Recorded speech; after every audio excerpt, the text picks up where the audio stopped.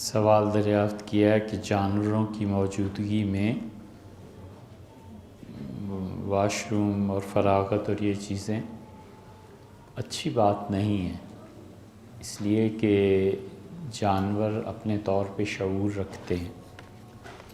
والدین وفات پا چکے ہیں اور نہایت ہی نافرمان ہوں تو اولاد تو اس صورت میں کیسے تلافی کی جا سکتی ہے؟ بہت آسان ہے۔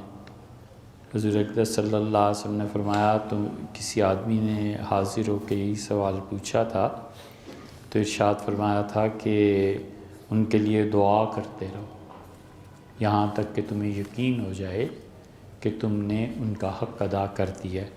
تو آدمی ایصال ثواب کے مختلف ذرائع استعمال کرے۔ ایک حل یہ ہے کہ جس حد تک ہو سکے انہیں اپنی دعاؤں میں بھی اور صدقات میں بھی ان کا حصہ رکھے۔ ایک تو ہیں واجب صدقات جو انسان پر اپنے نفس سے ضروری ہوتے ہیں، جیسے زکوٰۃ کی ادائیگی ہے، قربانی ہے، فطرانہ ہے، اسی طرح فوری طور پہ کہیں مدد کرنے کی ضرورت پیش آ گئی ہے تو یہ چند ایک مدات تو ایسی ہوتی ہیں جو ضروری ہوتی ہیں۔ اس کے علاوہ نفلی صدقہ جس کا وہ خود بھی استعمال کر سکتا ہے، اس میں اپنے والدین کو یاد رکھنا چاہیے۔ مثلا ایک آدمی اس نے دمبا ذبح کرایا، بکرا ذبح کرایا اپنے خاندان کے لیے، دعوت کے لیے، اور اس میں وہ اس کی نیت رکھتا ہے کہ اللہ اس کا ثواب میرے والدین کو پہنچائے۔ ایک آدمی نے فرض نماز پڑھی اور فرض نماز میں اس نے اللہ سے دعا مانگی یا اس نے نیت کی کہ اللہ اس فرض کا ثواب بھی میرے والدین کو پہنچے، روزہ رکھا ہے اللہ اس کا ثواب بھی میرے والدین کو ملے، تو یہ سب صورتیں اس کے والدین کو خوش کرنے والی۔ اور دلیل اس کی یہ ہے کہ حضور اقدس صلی اللہ علیہ وسلم نے فرمایا، یہ غالباً صحیح بخاری میں بھی یہ روایت مل جائے گی کہ جنت میں جب ان والد کا درجہ بلند ہوتا ہے تو اللہ تعالیٰ سے دریافت کرتا ہے کہ اللہ میری نیکیاں تو ختم ہو گئیں، اور یہ کس وجہ سے؟ تو اللہ تعالیٰ اسے بتاتے ہیں فرشتے اس کے کہ تم نے جو اپنی اولاد چھوڑی ہے وہ تمہارے لیے دعا مانگ رہی ہے، اس کے نتیجے میں تمہارے درجات بڑھ رہے ہیں۔ دوسری چیز، اگر والدین کی نافرمانی اور ان کو راضی رکھنے کی ایک کوشش ان کے والدین ان کے انتقال کے بعد، وہ ایک مؤثر چیز یہ بھی ہے کہ انسان، یہ قاعدے اور کلیے کی بات ہے کہ کبھی کبھی اتنی شدید نفرت اور محبت کسی چیز سے ہوتی ہے کہ اس سے متعلقہ چیزوں کو بھی محبت اور نفرت ہونے لگتی ہے۔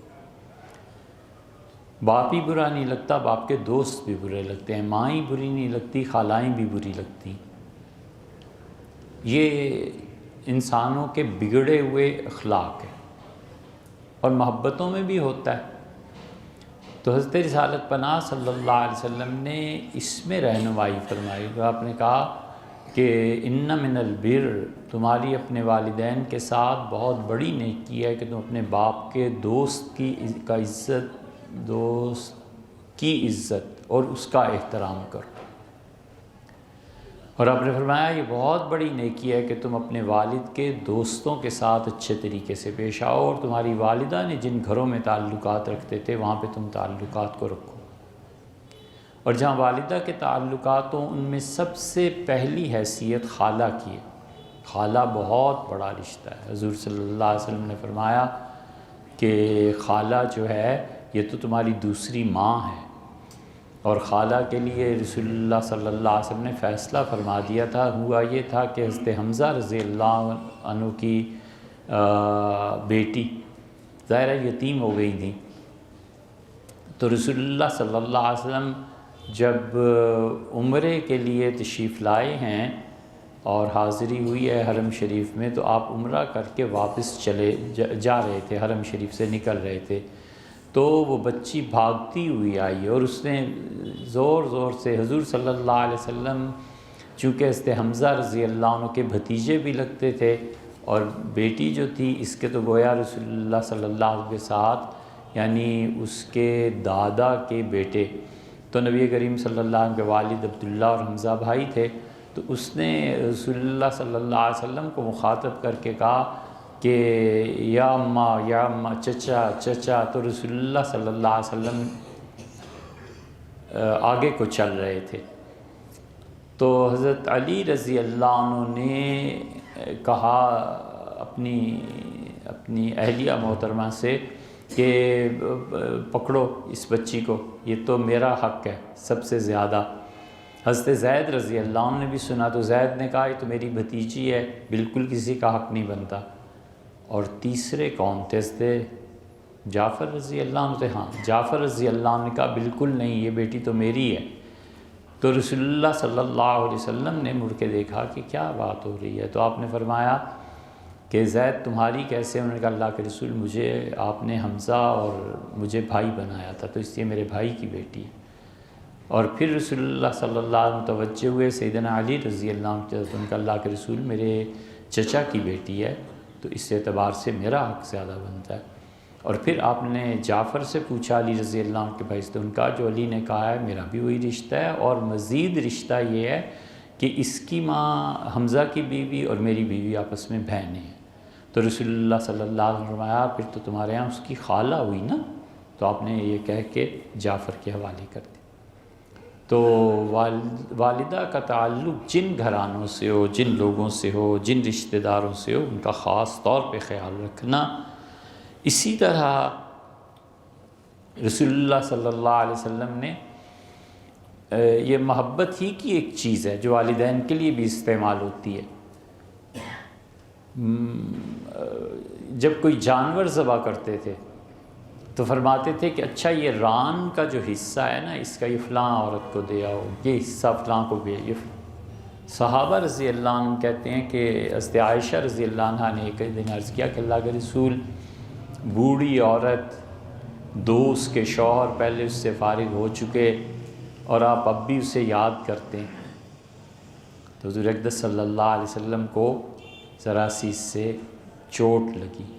آپ نے فرمایا تم جانتی نہیں عائشہ، واللہ کانت قضا و قضا، حد کر دی تعریف کر کے آپ نے خدیجہ رضی اللہ عنہ کے بارے میں ایک جملہ کہہ کے حد کر دی۔ آپ نے فرمایا عائشہ تم خدیجہ کو جانتی نہیں ہو، اللہ کی قسم وہ تو میرے لیے ایسی تھی، اور کیا کہنے اس کے، کیا کہنے خدیجہ۔ اب اس کا کیا جواب ہے؟ کوئی وصف نہیں۔ فرمایا عائشہ خدیجہ کے کیا کہنے، اور کیا کہنے اس کے، تم جانتی ہو لوگ مجھے جھوٹا کہتے تھے، وہ مجھے سچا کہتی تھی، لوگ مال بچاتے تھے وہ خرچ کرتی تھی، میں جب گھر آتا تھا تو میرے لیے سکون کا باعث بنتی تھی۔ اور میں لا توزیننی فی، آئندہ کبھی بھی مجھے اس کے بارے میں کچھ نہ کہنا، مجھے اس کے بارے میں کوئی ایسا جملہ نہ کہنا جس سے مجھے دکھ کا اظہار۔ حضرت خدیجہ رضی اللہ عنہ کے ساتھ یہ تعلق تھا اتنا کہ فرماتے تھے یہ خدیجہ کی جو سہیلیاں ہیں نا، مجھے ان کا بھی خیال رکھنا ہے۔ کوئی دنیا میں شوہر ایسا دکھائیں کہ پہلی بیوی انتقال کر گئی ہو، طلاق ہو گئی ہو، کوئی ایسا ہی مسئلہ، اور پھر بھی محبت ایسی ہو، یہ سیرت کہاں؟ اتنا حضور صلی اللہ علیہ وسلم کا تعلق تھا حضرت خدیجہ رضی اللہ عنہ سے کہ ایک مرتبہ گھر بیٹھے ہوئے تھے، سوچ رہے ہوں گے کچھ، آواز آئی دروازے سے کہ میں آ جاؤں، تو آپ اٹھے اور چادر بچھا دی اور خوشی سے کہنے لگے خدیجہ آ گئیں، خدیجہ آ گئیں۔ سے عائشہ رضی اللہ عنہ کہتی ہیں میں نے کہا ہیں خدیجہ آ گئیں، حالانکہ ان کے انتقال کو بھی 6-7 برس گزر چکے۔ دروازہ میں نے کھولا تو دیکھا اس کی چھوٹی بہن حالہ آئی ہیں، تو رسول اللہ صلی اللہ علیہ وسلم دیکھا حالہ کو اور فرمایا اوہ میں تو سمجھا تھا کہ خدیجہ آ گئی۔ اتنی وارفتگی ہے اس محبت میں۔ جن لوگوں کی گرل فرینڈز نہیں نہ ہوتی انہیں پتہ ہوتا ہے بیوی کی محبت کیا ہے۔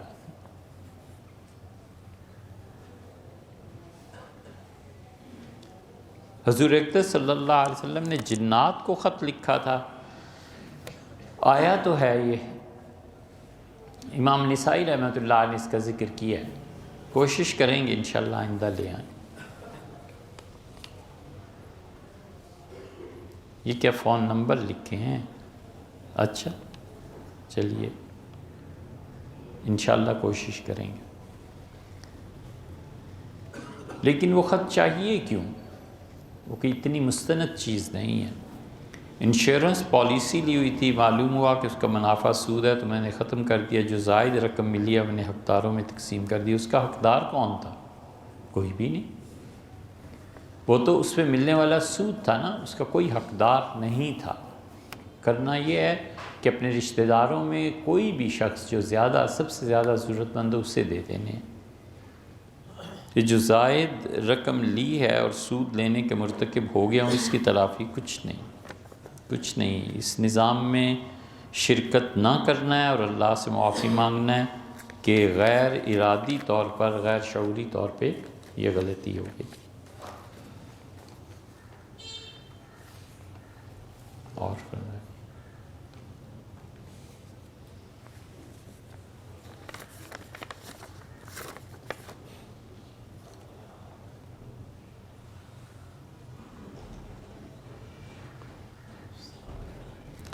نماز جنازہ میں جوتوں کا استعمال، اصل بات صرف اتنی سی ہے کہ جہاں پر جنازہ پڑھا جا رہا ہے، جس جگہ پہ آپ کھڑے ہو رہے ہیں، جہاں آپ کے پاؤں ہیں، یہ جگہ پاک ہونی چاہیے، اور بس اتنی سی بات۔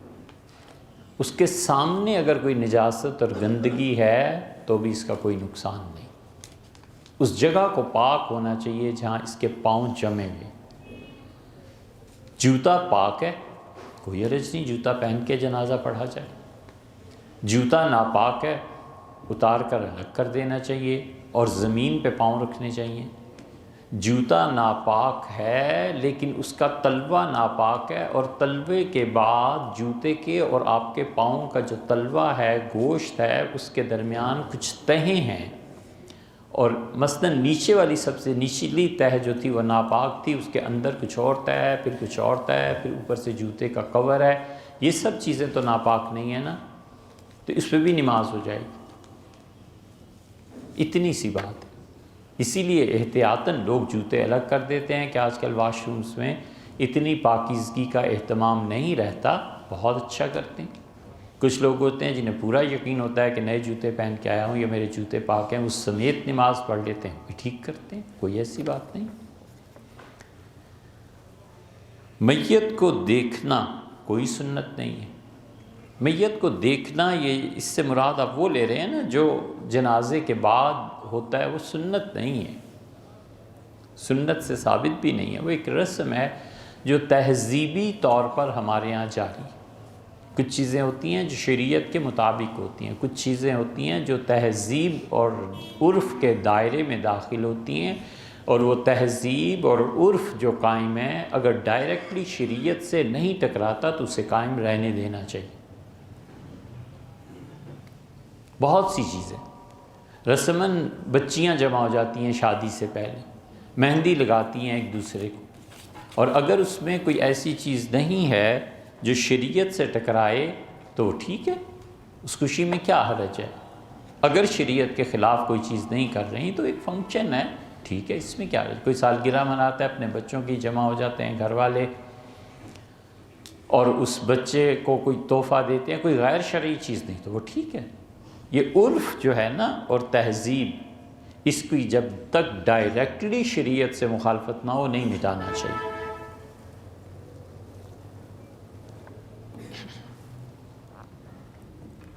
نہ ہی اس کی کوشش کرنی چاہیے۔ جب ٹکراؤ ہوتا ہے تہذیب غالب آتی ہے اور مذہب ہار جاتا ہے۔ کوئی بھی مذہب جب ٹکراؤ ہوتا ہے تہذیب کا مذہب سے تو تہذیب غالب آتی ہے، دین ہار جاتا ہے۔ اسلام کا ٹکراؤ ہندوؤں کی تہذیب سے ہوا نا، اور آج نہیں، کوئی 1500 سال پہلے، اس وقت سے جو مسلمان ہو گئے ہیں ان میں بھی ہندوؤں کی بہت سی عادتیں اب تک پائی جاتی ہیں۔ تہذیب کا اثر ہے۔ کسی قوم کی تہذیب آپ کیسے جڑ سے اکھیڑ کے پھینک سکتے ہیں؟ حضرت رسالت پناہ صلی اللہ علیہ وسلم تشریف لائے تھے، اللہ نے ان کی وجہ سے اپنی راہ دکھائی، ان کا بڑا احسان، انہوں نے خدا کی توحید سکھائی، انہوں نے اللہ کی معرفت کے اسباق دیے، لیکن کیا رسول اللہ صلی اللہ علیہ وسلم عربوں کی تہذیب سے ٹکرا گئے تھے اور تہذیب کو تبدیل کر دیا تھا؟ کچھ بھی نہیں۔ اس میں جو خرابیاں تھیں بس ان کو دور فرمایا ہے۔ ہم ایسے ہی نہیں شاہ ولی اللہ رحمۃ اللہ علیہ کو امام کہتے۔ شاہ صاحب رحمۃ اللہ علیہ نے حجت اللہ البالغہ میں اس پہ بات کی ہے۔ انبیاء علیہ السلام جو دنیا میں آتے ہیں وہ بھی اپنے علاقوں کی تہذیب کو نہیں چھیڑا کرتے جب تک کہ وہ ان کو شریعت اور وہی نہ بتائے کہ یہ چیز اکھیڑنی ہے۔ اس لیے جو لوگ دین کی اس حکمت کو نہیں جانتے وہ لوگوں کی معاشرتی زندگی خام خواہ تنگ کرتے ہیں، خام خواہ عذاب میں ڈال دیتے ہیں۔ اور صاحب نہیں ہے یہ بات، کیوں اس کے پیچھے پڑے؟ شریعت نے کچھ نہیں کہا اس کے بارے میں، لوگوں کو اجازت دی آپ کرنے دیجیے۔ رنگوں کی پابندی شریعت نے کہاں لگائی ہے؟ ایک آدمی کوئی رنگ پہننا چاہتا ہے، آپ کو اس پہ کیا اعتراض ہے؟ اب جھوٹی روایت، فرعون یہ رنگ پسند کرتا تھا تو فلانا یہ رنگ پسند کرتا تھا تو اس لیے نا، کچھ بھی نہیں بھائی۔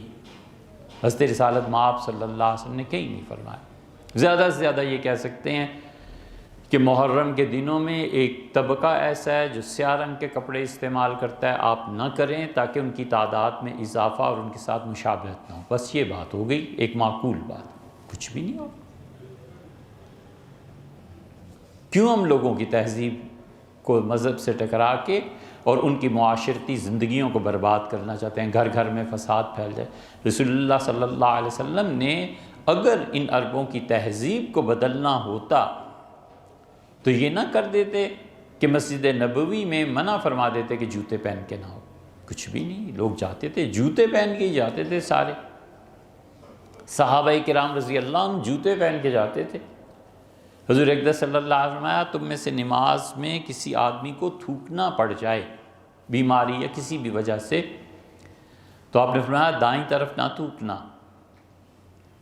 آپ نے کہا تم جانتے ہو ادھر اللہ کا ایک فرشتہ کھڑا ہوتا ہے جو تمہاری نماز کو دیکھ رہا ہوتا ہے، یعنی قبولیت کا کیا درجہ اسے ملے گا۔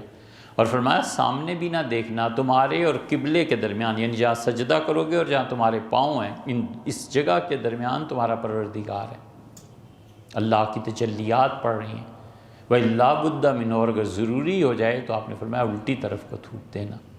ایک مرتبہ فرمایا کہ سر جھکا کے دونوں پاؤں کے درمیان تھوک دو۔ یہ تھوکنا کیا ہے؟ نہایت بد تہذیبی ہے۔ تھوک کا اثر قائم رہے گا۔ شریعت منع کرتی ہے راستوں میں تھوکنے سے، یہ گنواروں کی حرکتیں۔ مسجد میں کیوں اجازت دی؟ اس کی وجہ یہ کہ ریت تھی، ریت اس کو جذب کر لے گی۔ حضور اقدس صلی اللہ علیہ وسلم نے فرمایا گندگی کے متعلق جب تم اسے دیکھو کہیں تو ریت سے ڈھانپ دو تاکہ گزرنے والوں کو اس سے کراہت نہ ہو۔ لیکن یہ نہیں فرمایا کہ مسجد میں جوتے پہن کے خود حضور صلی اللہ علیہ وسلم آتے تھے، سب آتے تھے۔ ایک جگہ فرمایا ترمذی میں کہ یہ یہودی جو ہے نا یہ جوتے پہنتے نہیں ہیں، باہر اتار دیتے ہیں، تم ان کی مخالفت کرو اور جوتے پہن کے آیا کرو مسجد۔ مشابہت تھی نا، یہ وہ بات ہے اصل جو محرم کے 10 دن جو ہم نے آپ سے عرض کیا۔ حضور اقدس صلی اللہ علیہ وسلم نے کبھی اور ہمارے ہاں بر صغیر میں ادب اور احترام ہے مسجد کا، نہیں جوتے پہن کے آتے۔ اب کیا اس کو توڑنا ہے؟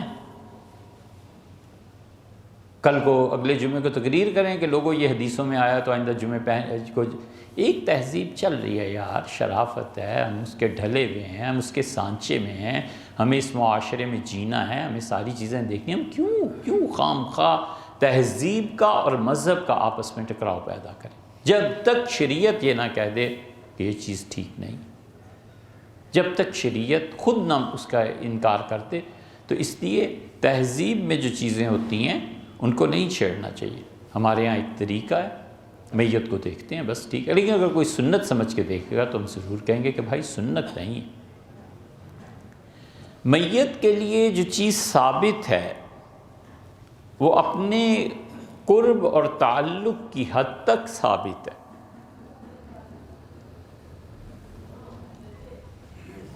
ہر آدمی کے لیے نہیں ہے۔ سیدنا ابوبکر رضی اللہ عنہ آئے اور رسول اللہ صلی اللہ علیہ وسلم پہ چادر پڑی ہوئی تھی، انہوں نے چہرہ مبارک کو کھولا، ماتھے کو چوما اور حضرت ابوبکر رضی اللہ عنہ کے آنسو رسول اللہ صلی اللہ علیہ وسلم کے چہرہ مبارک پر گرے اور کہا کہ اللہ لا یجمع علیک موتتین، اللہ آپ پر 2 موتیں جمع نہیں کرے گا۔ ایک موت یہ تھی جو آنی تھی اللہ کے رسول، اب اس کے بعد زندگی ہے آپ کی، اللہ وہ کوئی اور موت تاری نہیں کرے گا۔ چوما رسول اللہ صلی اللہ علیہ وسلم کو ہٹ کے. یہ محبت ہے، یہ تعلق ہے.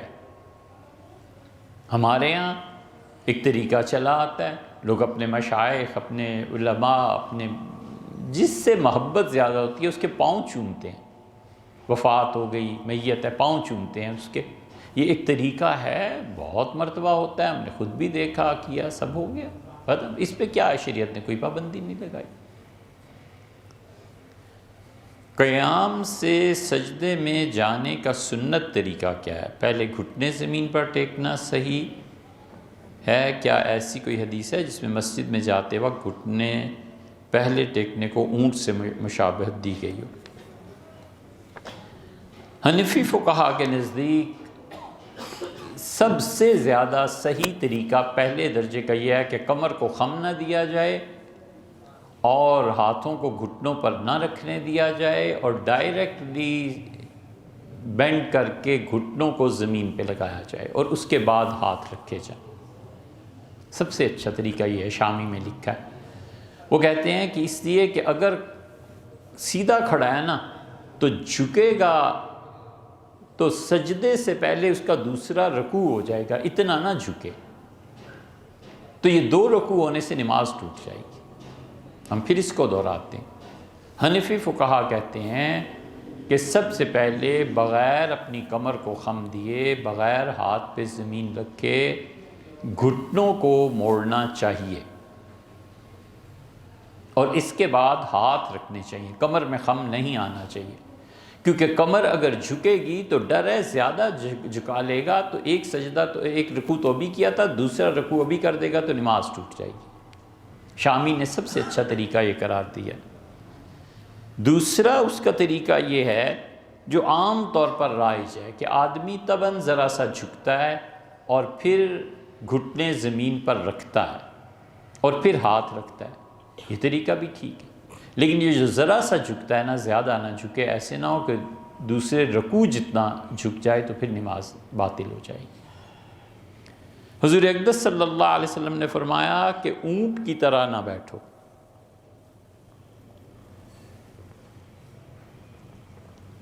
اس حدیث کی تشریح میں اختلاف ہے. اہل حدیث حضرات کہتے ہیں کہ رسول اللہ صلی اللہ علیہ وسلم نے جو منع فرمایا ہے اونٹ کی طرح بیٹھنے سے کہ اس طرح نہیں ہونا چاہیے، تو اونٹ بیٹھتے ہوئے پہلے گھٹنے ٹیکتا ہے پھر ہاتھ رکھتا ہے. تو تم جو پہلے گھٹنے رکھتے ہو تو تم اونٹ کی طرح بیٹھتے ہو. ائمہ مجتہدین فرماتے ہیں کہ اونٹ کے گھٹنے یہ نہیں ہوا کرتے. وہ کہتے ہیں کہ پہلے اپنے گھٹنوں کو زمین پہ رکھنا، یہ ہاتھوں کو زمین میں رکھنا ہے. اونٹ کے جو گھٹنے ہیں وہ اصل میں اس کے ہاتھ ہوا کرتے ہیں. اس پہ اختلاف کہ اونٹ کے گھٹنے کون سے اور اونٹ کے ہاتھ کون سے، اسی میں اختلاف ہے. اور اسی بنیاد پر محدثین ادھر گئے ہیں اور فقہا ادھر گئے ہیں. بہت سے محدثین ادھر بھی ہیں ادھر بھی ہیں، فقہا بھی دونوں طرف ہیں. اس لیے کوئی آدمی کسی طرح سے بھی جھکتا ہے، اس میں مطلب کیا نماز نہیں ہوتی اس کی، ایسے ہی. اور تیسری چیز یہ ہے کہ آدمی کبھی کبھی تھکان کی وجہ سے، کبھی کمر کے درد کی وجہ سے، کبھی بڑھاپے کی وجہ سے پہلے ہاتھ رکھتا ہے پھر گھٹنے ٹیکتا ہے. کبھی کبھی وہم ہو جاتا ہے کہ اگر گھٹنے زمین پہ میں نے ٹیکے تو یہ چپنی اس کی ٹوٹی اور میں گر جاؤں گا. یہ ساری چیزیں ایسی ہیں جو اس کے لیے معذوری کا درجہ رکھتی ہیں. معذور ہوگا، ہم کم سے کم اتنی مہربانی تو کر سکتے ہیں نا کہ دوسرے کے متعلق یہ جانے کسی ہوگا کوئی عذر پیش آیا ہوگا. اس سے کیا بحث ہے، کیا تحقیق کرنی ہے کہ اس کا کیا عذر. اس لیے دونوں طرح نماز ٹھیک ہے.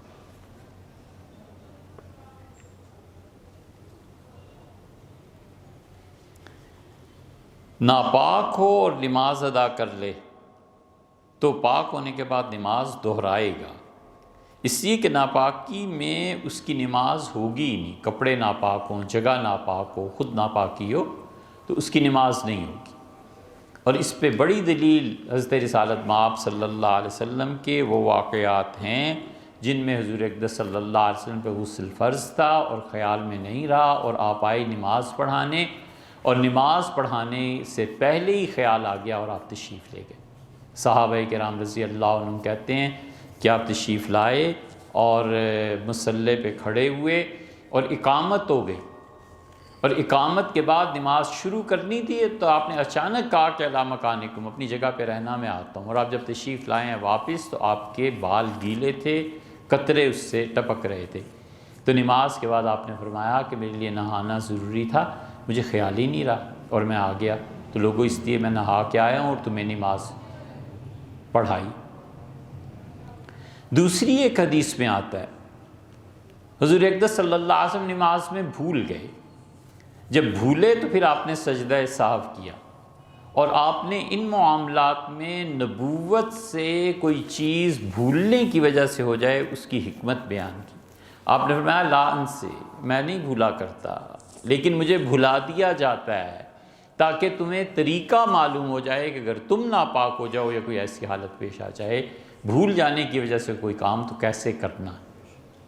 یہ رسول اللہ صلی اللہ علیہ وسلم نے تشریف فرما دی، تو بھولنا اپنی طرف سے نہیں تھا، وہ خدا کی جانب سے تھا، ذہن میں ہی نہیں رکھا گیا، اسے ہٹا دیا گیا تاکہ آئندہ آنے والی امت میں اگر کوئی ایسی کیفیت پیش آئے تو لوگ دین کو جان سکیں۔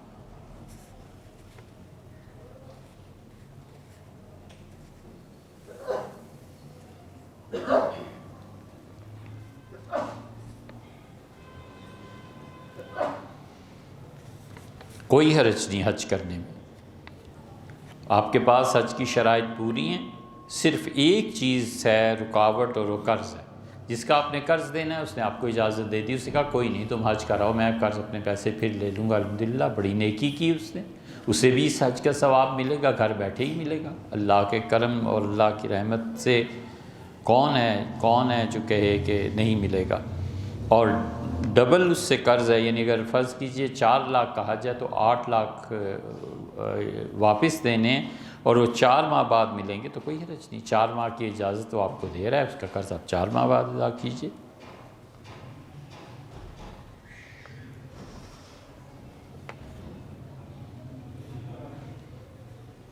قرض خواہ اپنے شوق سے اجازت دے اور بغیر کسی لالچ کے اجازت دے کہ مجھے بعد میں رقم دے دینا، بالکل ٹھیک ہے، لیکن بھیا یہ قرض کا مسئلہ اتنا آسان نہیں ہوتا۔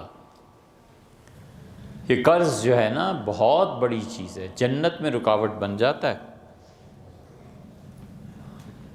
بغیر کسی ضرورت کے قرض لینا یہ کبیرہ گناہ ہے، بغیر کسی وجہ کے۔ شوق وجہ ہے، کوئی وجہ نہیں ہے شوق، بغیر کسی وجہ کے ذاتی طور پہ قرض لینا یہ کبیرہ گناہوں میں سے ہے۔ ادارے، جامعات، پروجیکٹس وہ اس سے مستثنیٰ ہیں، کیونکہ رسول اللہ صلی اللہ علیہ وسلم قرض لیتے تھے جنگ کے خرچ کے لیے، پھر لوٹا دیتے تھے۔ بہت مشہور چیز ہے، صفوان رضی اللہ عنہ سے قرض لیا تھا، اور صفوان کا پرسنل خاندانی جو اسلحہ خانہ تھا وہ فوج کے لیے پوری کے لیے کافی تھا۔ تو رسول اللہ صلی اللہ علیہ وسلم نے تھا ہمیں عیسائیوں سے جنگ درپیش ہے، تو آپ مجھے یہ قرض دے دیں آپ کا اسلحہ جتنا ہے، اور ہم لوگ استعمال کے بعد واپس کر دیں گے۔ تو اس وقت شاید مسلمان نہیں تھے، انہوں نے کہا غصب یا محمد، محمد صلی اللہ علیہ وسلم اچھا اب یہ چاہتے ہیں کہ ہمارے ذاتی اسلحہ خانے کو غصب کر لیں، حکومت مل گئی ہے، طاقت ہے آپ کی۔ تو آپ نے بڑی شرافت، بڑی سنجیدگی سے ایک بات بس کہی، فرمایا بل عاریۃ مضمونہ، بات یہ ہے کہ میں اس کی ضمانت دیتا ہوں، ہمیں قرض پہ دے دیں، اور جو اس میں سے اسلحہ ٹوٹ گیا خراب ہو گیا میں اس کی بھی ضمانت دیتا ہوں کہ اس کے پیسے میں ادا کروں گا۔ یہ وہ چیز، اور دوسری طرف ذات ہے، اس کے لیے قرض کوئی اچھی چیز نہیں ہے، منع کیا گیا ہے، کبیرہ گناہوں میں سے قرار دیا گیا ہے۔ اور پھر ایک اور سائڈ بھی ہے اس کی، رسول اللہ صلی اللہ علیہ وسلم جو قرض لے لیتا ہے اللہ اس کے ساتھ رہتا ہے جب تک کہ اس کی نیت ٹھیک رہتی ہے کہ میں نے ادائیگی کرنی ہے، پھر اللہ اس کا بندوبست کر دیتا ہے۔ ام المومنین حضرت میمونہ رضی اللہ عنہ ہمیشہ مقروض رہیں، حضور صلی اللہ علیہ وسلم بھی ہمیشہ مقروض رہے۔ میمونہ رضی اللہ عنہ سے لوگوں نے کہا تھا کہ کیوں قرض لیتی ہیں، کہنے لگی تھا کہ اللہ میرے ساتھ رہے۔ یہ اللہ کے ساتھ تعلق کا ایک رنگ تھا، اور رسول اللہ صلی اللہ علیہ وسلم فرماتے تھے میں کوئی چیز اپنے پاس نہیں رکھتا الا وارصدہ الدین، اگر تم میرے پاس کچھ پیسہ دیکھتے ہو تو یہ فقط اس لیے ہوتا ہے کہ میں اپنا قرض ادا کر دوں، اس سے زیادہ میں کچھ رکھتا ہی نہیں۔ حتیٰ کہ نماز عصر کی پڑھانے کے لیے تشریف اور نماز پڑھا کے جلدی جلدی گھر، صحابہ رضی اللہ عنہ حیران تھے کہ ہوا کیا ہے، تشریف لائے تو آپ نے فرمایا تمہیں معلوم نہیں ہے میں عائشہ رضی اللہ عنہ کے پاس کچھ چاندی کے پترے مجھے کہیں سے ملے تھے، میں دے آیا تھا۔ مجھے نماز کے دوران احساس ہوا کہ اگر میری روح پرواز کر جائے اور اللہ مجھ سے پوچھے کہ تم اس حال میں آئے ہو کہ چاندی کے پترے تمہارے گھر میں پڑے ہوئے تھے اور تم نے میری راہ میں خرچ نہیں کیے، تو کیا جواب دوں گا؟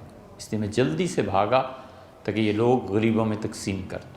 حضور اقدس صلی اللہ علیہ وسلم نے کیوں کبھی زکوٰۃ دی ہی نہیں؟ اس کی وجہ یہ کہ پیسے ہی اتنے کبھی نہیں بچے، جو آیا سو خرچ ہو گئے۔ اور آخری چیز جس کے مسئلے کے طور پہ یاد رکھنا چاہیے تاکہ کسی مسلمان کے متعلق غلط فہمی پیدا نہ ہو جائے، گناہ گار نہ ہو انسان، کوئی آدمی اگر قرض دینے کی پوری نیت رکھتا ہو اور اس سے بھی اچھا اور خالص ہوا ہے جس نے ذات کے لیے قرض نہ لیا ہو، کسی قومی ضرورت کے لیے قرض لے لیا اور اس کا انتقال ہو جائے اور قرض اس کے ذمے ہے، تو اب کیا بنے گا؟ عمومی طور پر یہی لوگ کہیں گے کہ مارا گیا جی، قرض نہیں ادا کیا، یہ کچھ نہیں بھئی، ایسے نہیں ہے۔ اس پہ وہ حدیث آپ سوچیں، رسول اللہ صلی اللہ علیہ وسلم نے 99 قتل کر دیے، پھر سے خیال آیا کہ توبہ کروں، پھر لمبی حدیث، اس کا خلاصہ یہ ہے کہ ایک راہب کے پاس اس نے کہا تمہاری توبہ قبول نہیں ہو سکتی، اس سے بھی قتل کر دیا اور پھر راستے میں مر گیا تو اللہ کے فرشتے دونوں آ گئے، اللہ تعالیٰ نے فرمایا کہ دیکھو کس قدر کی طرف کی زمین وغیرہ وغیرہ، آپ جانتے ہیں اس حدیث کو۔ سوال یہ پیدا ہوتا ہے کہ وہ 100 آدمیوں کو قرض چھوڑ کے دنیا میں ان کے حقوق چھوڑ کے چلا گیا، قرض نہیں لیا اس نے، ایک کا بھی نہیں لیا، فرض کر لو، اور 100 آدمیوں کا قاتل ہے اور خدا نے معاف کر دیا، یہ کس کھاتے اور کس طریقے پہ؟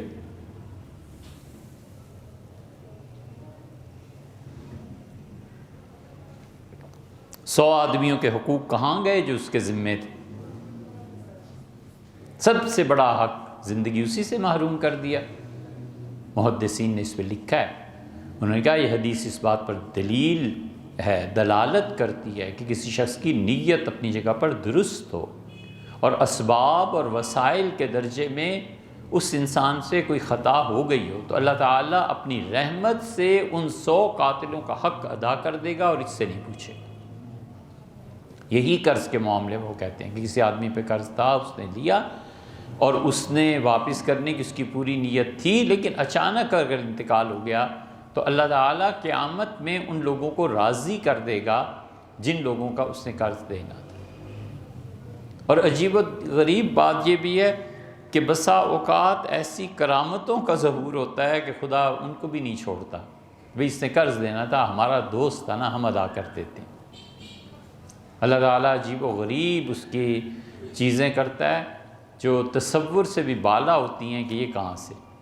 یہ حضرت زبیر رضی اللہ عنہ کے ساتھ ہوا تھا، لمبی حدیث ہے، خلاصہ یہ ہے کہ حضرت زبیر رضی اللہ عنہ جب آئے ہیں سیدنا علی رضی اللہ عنہ کے مقابلے میں تو انہوں نے اپنے بیٹے عبداللہ کو بلایا اور انہوں نے کہا عبداللہ میدان جنگ میں لڑائی ہو رہی ہے، اور ان کا میرے بیٹے عبداللہ، یہ عبداللہ ان کو اتنے اچھے لگتے تھے کہ حضرت زبیر رضی اللہ عنہ جب جنگوں میں جاتے تھے تو عبداللہ کہتے ہیں میں 9 سال کا ہوتا تھا، 8 سال کا 9 سال کا، مجھے اپنے سامنے گھوڑے پہ بٹھاتے تھے اور دشمنوں میں گھس جاتے تھے بغیر اس خوف کے کہ میرا لخت جگر ہے، بیٹا ہے، کوئی اسے مار دے گا تو کیا ہوگا۔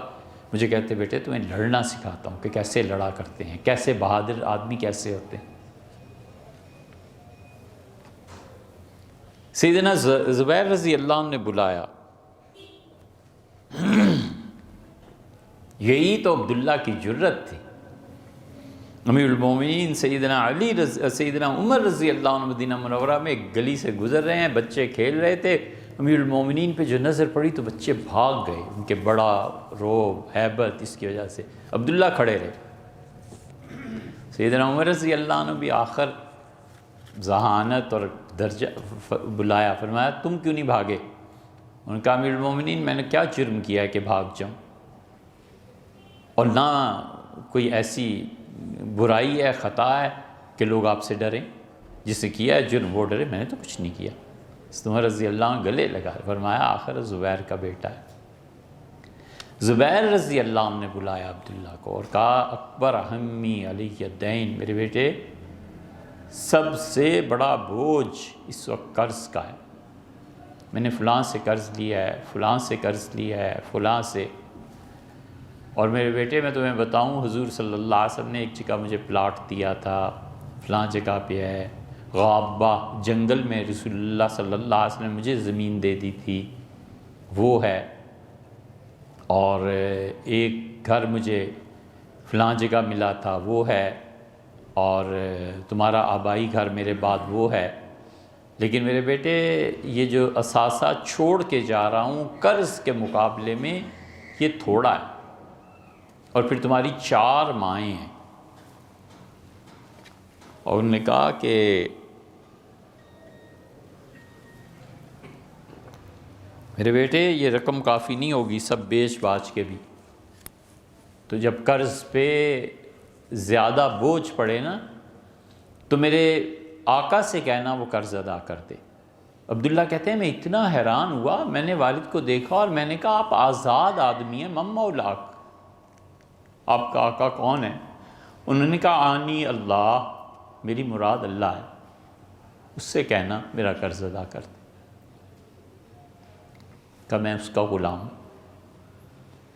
عبداللہ رضی اللہ عنہ کہتے تھے کہ میں نے 4 سال تک وراثت تقسیم نہیں کی، اور جب بھی کوئی قرض والا آتا تھا میں 2 نفل پڑھ کے کہتا تھا وہ آپ کا بندہ، آپ کا غلام اتنا قرض چھوڑ گیا ہے کچھ کرے۔ تو معاویہ رضی اللہ عنہ میرے پاس آئے اور کہا تمہارے والد پہ بہت قرضہ تھا، تو وہ جو ٹکڑا ہے نا جنگل والا وہ مجھے دے دو۔ میں نے کہا لے لیں۔ انہوں نے کئی گنا زیادہ قیمت لگائی، آخر پہ آتا ہے کہ جب میں نے 4 سال بعد اپنی ہم کہتے تھے 9 بھائی تھے، بہنیں تھیں، بیویاں میرے والد کی، میں نے جب وراثت کی تقسیم کی تو اپنی ہر والدہ کو 4 کروڑ روپے دیے۔